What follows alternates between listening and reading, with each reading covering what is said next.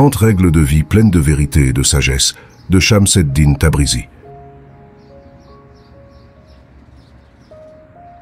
Ne te demande pas où la route va te conduire. Concentre-toi sur le premier pas. C'est le plus difficile à faire.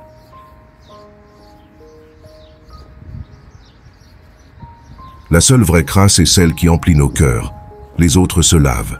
Il n'y a qu'une chose qu'on ne peut laver à l'eau pure, les taches de la haine et du fanatisme qui contaminent notre âme. On peut tenter de purifier son corps par l'abstinence et le jeûne, mais seul l'amour purifiera le cœur.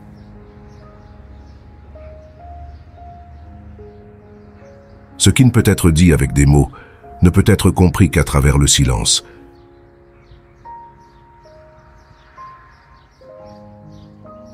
Quoi qu'il arrive dans la vie, si troublant que tout te semble, n'entre pas dans les faubourgs du désespoir. Même quand toutes les portes restent fermées, Dieu t'ouvrira une nouvelle voie. Sois reconnaissant.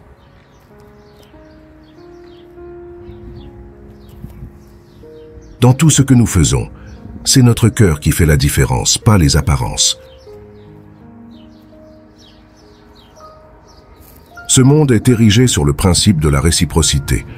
Ni une goutte de bonté, ni un grain de méchanceté ne resteront sans réciprocité. Ne crains pas les complots, les traîtrises ou les mauvais tours des autres. Si quelqu'un tente un piège, souviens-toi Dieu aussi. C'est lui le plus grand des comploteurs. Pas une feuille ne frémit que Dieu le sache. Crois cela simplement et pleinement. Quoi que Dieu fasse, il le fait merveilleusement.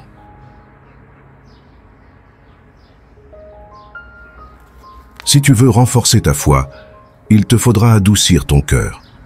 À cause d'une maladie, d'un accident, d'une perte ou d'une frayeur, d'une manière ou d'une autre, nous sommes tous confrontés à des incidents qui nous apprennent à devenir moins égoïstes, à moins juger les autres, à montrer plus de compassion et de générosité.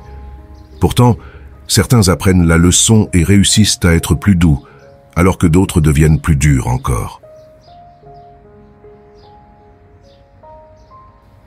Le seul moyen d'approcher la vérité est d'ouvrir son cœur afin qu'il englobe toute l'humanité et qu'il reste encore de la place pour plus d'amour.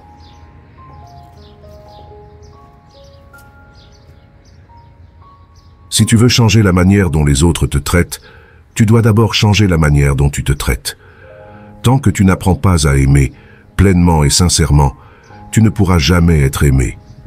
Quand tu arriveras à ce stade, sois pourtant reconnaissant de chaque épine que les autres pourront jeter sur toi.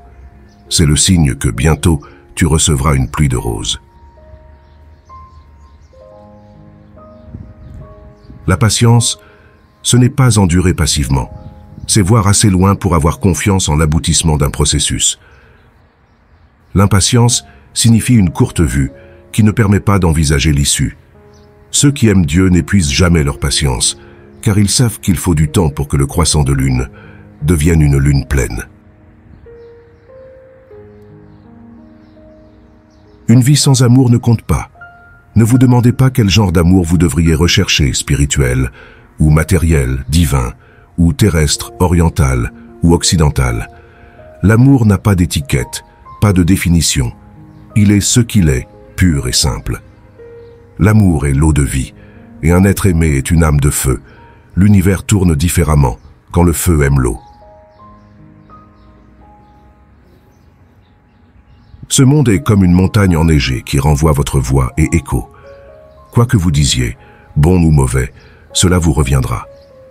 En conséquence, quand une personne nourrit des pensées négatives à votre propos, dire des choses aussi mauvaises sur lui ne pourra qu'empirer la situation. Vous vous retrouverez enfermé dans un cercle vicieux d'énergie néfaste. Au lieu de cela, pendant 40 jours et 40 nuits, dites des choses gentilles sur cette personne. Tout sera différent au bout de ces 40 jours, parce que vous serez différent intérieurement.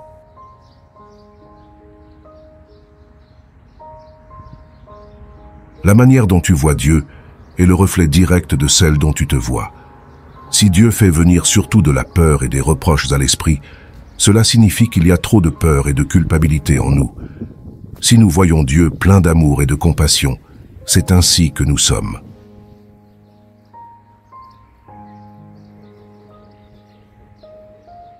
Tu peux étudier Dieu à travers toute chose et toute personne dans l'univers, parce que Dieu n'est pas confiné dans une mosquée, une synagogue ou une église. Mais si tu as encore besoin de savoir précisément où il réside, il n'y a qu'une place où le chercher, dans le cœur d'un amoureux sincère.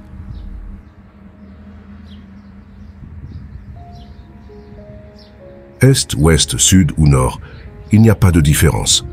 Peu importe votre destination, assurez-vous seulement de faire de chaque voyage un voyage intérieur. Si vous voyagez intérieurement, vous parcourez le monde entier et au-delà. Les sages-femmes savent que lorsqu'il n'y a pas de douleur, la voie ne peut être ouverte pour le bébé et la mère ne peut donner naissance. De même, pour qu'un nouveau-soi naisse, les difficultés sont nécessaires.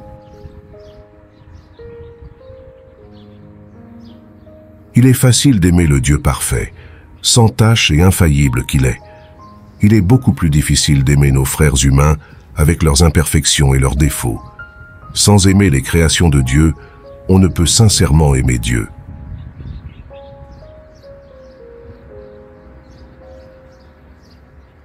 Nous avons tous été créés à son image. Et pourtant, nous avons tous été créés différents et uniques. Il n'y a jamais deux personnes semblables. Deux cœurs ne battent jamais à l'unisson. Si Dieu avait voulu que tous les hommes soient semblables, il les aurait fait ainsi. Ne pas respecter les différences équivaut donc à ne pas respecter le saint projet de Dieu.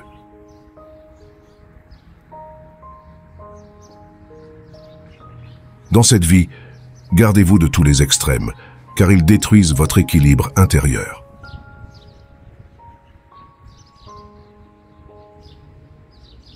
L'être humain occupe une place unique dans la création de Dieu. J'ai insufflé mon esprit en lui, dit Dieu. Chacun d'entre nous, sans exception, est conçu pour être l'envoyé de Dieu sur terre. Demandez-vous combien de fois vous vous comportez comme un envoyé si cela vous arrive jamais. Souvenez-vous qu'il incombe à chacun de nous de découvrir l'Esprit divin en nous et de vivre par lui.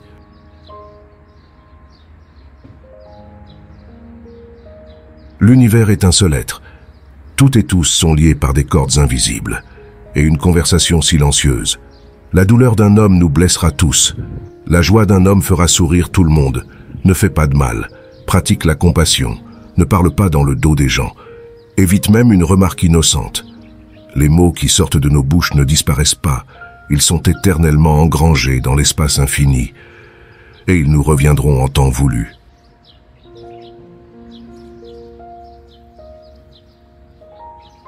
Le passé est une interprétation.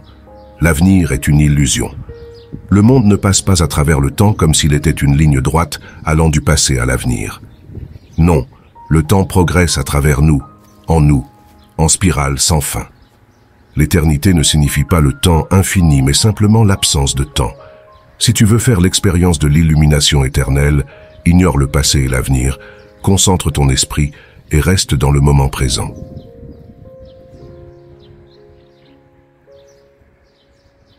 Rien ne devrait se dresser entre toi et Dieu. Crois en tes valeurs et tes règles, mais ne les impose jamais à d'autres. Sois ferme dans ta foi, mais garde ton cœur aussi doux qu'une plume. Apprends la vérité, mon ami, mais ne transforme pas tes vérités en fétiches.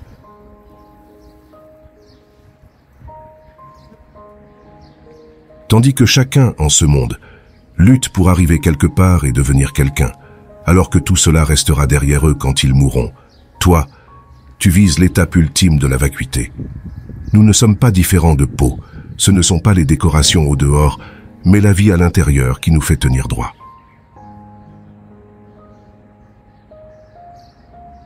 Ceux qui se soumettent à l'essence divine de la vie vivront sans que leur tranquillité ou leur paix intérieure soit perturbée, même quand le vaste monde va de turbulence en turbulence.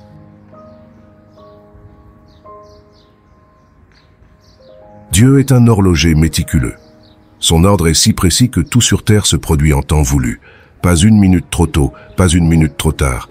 Et pour tous, sans exception, l'horloge est d'une remarquable exactitude. Il y a pour chacun un temps pour aimer et un temps pour mourir.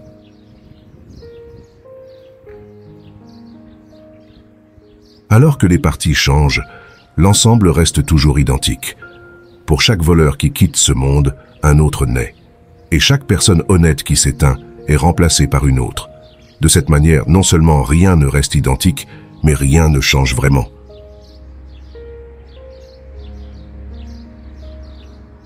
Ne tente pas de résister aux changements qui s'imposent à toi. Au contraire, laisse la vie continuer en toi, et ne t'inquiète pas que ta vie soit sens dessus dessous. Comment sais-tu que le sens auquel tu es habitué est meilleur que celui à venir?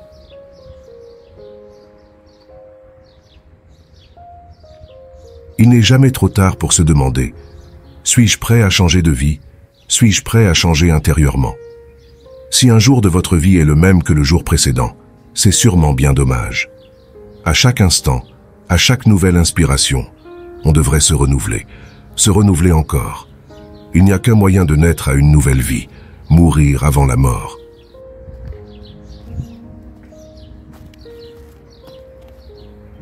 La voie de la vérité est un travail de cœur, pas de la tête.